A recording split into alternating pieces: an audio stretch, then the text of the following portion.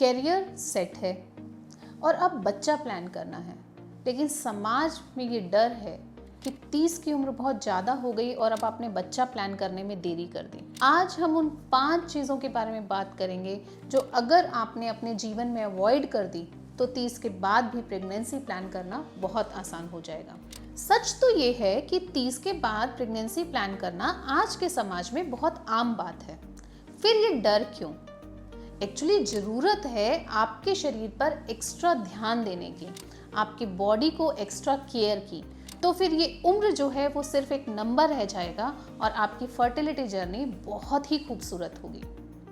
इसके लिए आयुर्वेद आपको सही रास्ता दिखाता है। कुछ गलतियां हैं जो हम अपनी दिनचर्या में करते रहते हैं और वो हमारी एग की क्वालिटी, स्पर्म की क्वालिटी, गर्भाशय की अंडर की कंडीशन या हमारी मेंस्ट्रुअल हेल्थ सब पर इम्पैक्ट डालता है। एक एक करके उसी के बारे में बात करेंगे। सबसे पहले ओव्यूलेशन को ट्रैक करना बहुत इंपॉर्टेंट होता है। तो गलती ये है कि हम ओव्यूलेशन को ट्रैक नहीं करते, हम एक ऐप पे डिपेंड हो जाते हैं और जो वो हमें ओव्यूलेशन डेज बताती है हम उसी में ट्राई करते रहते हैं। तो सुधार क्या करना है?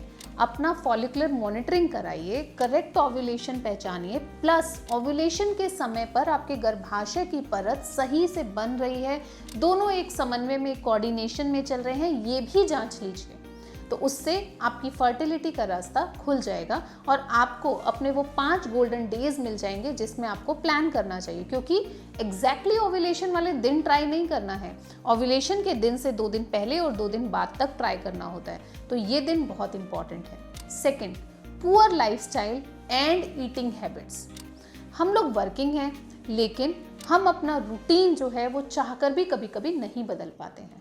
ज़रूरत यही है कि हमें उस रूटीन के आदी नहीं होना है, उस रूटीन को हमारी लाइफस्टाइल के हिसाब से, हमारी ज़रूरत के हिसाब से चेंज करना है।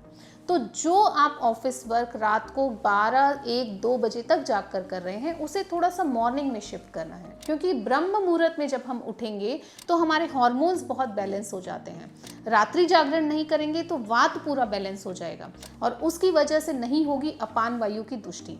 और अगर अपान वायु दुष्ट नहीं है तो आपका ओव्यूलेशन बहुत अच्छे से होगा, आपके एग्स बहुत अच्छे से ग्रो करेंगे, आपके फॉलिकल सिस्ट में कन्वर्ट नहीं होंगे, फाइब्रॉइड्स नहीं बनेंगे जो बढ़ती उम्र में तेजी से बनने लग जाते हैं, गर्भाशय की परत छोटी नहीं बनेगी या कम नहीं बनेगी। इस तरीके की समस्याएं जो हार्मोनल इम्बैलेंस के नाम पर हम रोज झेलते रहते हैं, उससे हमें नहीं जूझना पड़ेगा।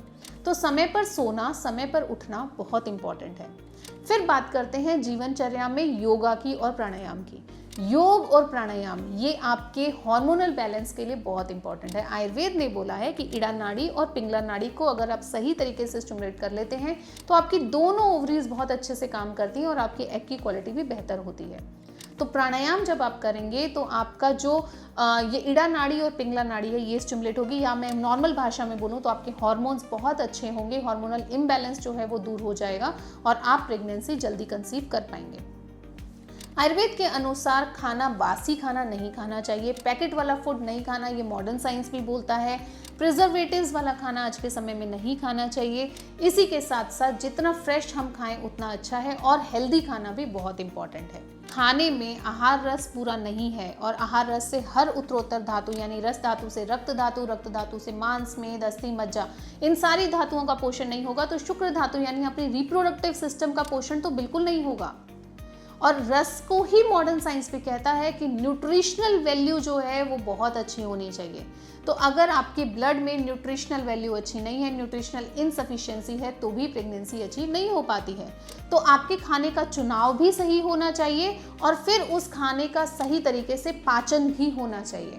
अगर आप bloating, acidity, gas, distension, motion का ठीक से ना होना, पूरी फुलनेस वाली फीलिंग ना आना, भूख बार बार लगना या बहुत कम लगना, ये छोटी छोटी चीज़ों को इग्नोर कर देते हो ये सोचकर कि इससे प्रेगनेंसी पर असर नहीं आता, तो आप गलत हो। आपको इन चीज़ों पर भी पूरी तरह से ध्यान देना है ताकि आपका अगर पेट अच्छा है, अगर आपकी अग्नि अच्छी है, तो आपकी उत्तरोत्तर धातु में जो हमारी मोस्ट इंपॉर्टेंट रिप्रोडक्टिव सिस्टम है उस धातु शुक्र धातु का पोषण जो है वो बहुत अच्छे से होगा। और जो हम बात करते हैं बीज क्वालिटी की कि बीज की क्वालिटी अच्छी नहीं है, एग की क्वालिटी अच्छी नहीं है, वो बेहतर हो पाएगी। थोड़ा सा दिमाग लगाकर सोचिए कि जो डोनर एग के लिए हमें बोला जाता है वो डोनर क्या आपसे ज़्यादा अच्छा खाना डिजर्व करते हैं या खाते हैं? वो तो एग भी डोनेट इसीलिए कर रहे हैं कि उन्हें मॉनेटरी रिक्वायरमेंट है, यानी कि पैसे की ज़रूरत है। तो आप तो इतना अच्छा खा सकते हैं, अपना खान पान रख सकते हैं, डाइट को इतना अच्छा बैलेंस करके ले सकते हैं कि आप खुद अपने एग की क्वालिटी बेहतर कर सकते हैं। तो क्यों खराब हो रही है क्वालिटी, उसको समझिए और उसको बेहतर करने के लिए 3 महीने अपनी लाइफस्टाइल में चेंजेस कीजिए।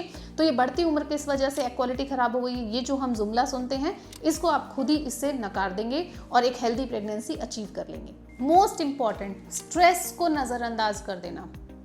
अगर आपके सामने कोई बहुत बड़ा चैलेंज आ जाए तो आप उसको इग्नोर नहीं करते हैं, आप उससे फाइट करते हैं। माना कि फर्टिलिटी में प्रॉब्लम आ रही है, सामाजिक प्रेशर भी है, पर्सनल प्रेशर भी है, उससे स्ट्रेस होना स्वाभाविक है, लेकिन आप इसको स्वाभाविक मान के उसे अपना नहीं सकते हैं, क्योंकि वो आपको हार्मोनल इम्बैलेंस देगा।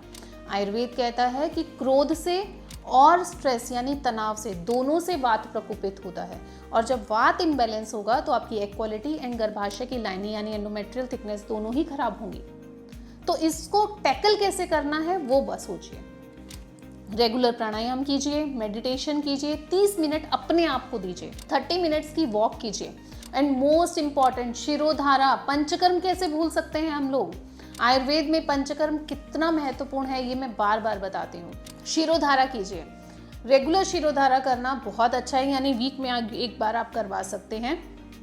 अगर यही शिरोधारा ओव्यूलेशन के बाद की जाए तो ये ओव्यूलेशन के टाइम का जो प्रेशर है ना, कि प्रेशर की वजह से रिलेशन नहीं बना पा रहे हैं, मेल्स भी बहुत कंप्लेन करते हैं कि प्रेशर की वजह से सही तरीके से रिलेशन नहीं बना पाते हैं, इरेक्शन में दिक्कत होती है, डिस्चार्ज डिले होता है, ये सब प्रॉब्लम से आप लड़ सकते हैं। तो इसलिए अगर ओव्यूलेशन की विंडो के टाइम पर आपने शिरोधारा कराई तो बहुत अच्छे से काम करेगी। तो इस तरीके से आप तनाव से लड़ सकते हैं, उससे खौफ खा के बैठ नहीं सकते और हमेशा ये नहीं सोचेंगे कि अरे स्ट्रेस तो होगा ही ना, इतने टाइम से प्रेगनेंसी नहीं हो रही। आप नहीं समझ रहे, हम समझ रहे हैं, बट हम आपको समाधान भी बता रहे हैं, आपको उससे लड़ने का तरीका भी बता रहे हैं। अपनाना तो आप ही को पड़ेगा। ये सब करके भी अगर आप लंबे समय से ट्राई कर रहे हैं, यानी 6 महीना हो गया आपको ट्राई करते हुए और आप कंसीव नहीं कर पा रहे हैं, तो फिर आपको प्री कंसेप्शन टेस्ट जरूर करा लेने चाहिए, यानी फीमेल के हार्मोन टेस्ट, मेल का स्पर्म और फीमेल का एक बेसिक अल्ट्रासाउंड, ताकि आपको पता चले कि जनरलाइज कोई प्रॉब्लम तो नहीं है। और उसके बाद एक डॉक्टर से संपर्क करें ताकि आपकी फर्टिलिटी जर्नी में कहीं देरी ना हो जाए। और आयुर्वेद को अपनाएं। आयुर्वेद जड़ से काम करता है, शरीर को रिबूट करता है, एक क्वालिटी को बढ़ाने में बेहतर काम करता है, आपको जीने का तरीका भी बताता है और आपकी फर्टिलिटी जर्नी को बहुत सुगम और सुंदर भी बना देता है।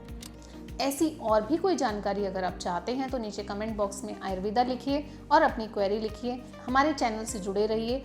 इस वीडियो को उन लोगों तक पहुंचाएं जो 30 की उम्र के बाद ऐसे सोचकर बैठ गए कि अब प्रेगनेंसी नेचुरल तरीके से नहीं हो सकती। आपकी एक शेयर करने से उन लोगों की ज़िंदगी बदल सकती है और आप उनकी खुशियों का हिस्सा बन सकते हैं और हमें भी बना सकते हैं।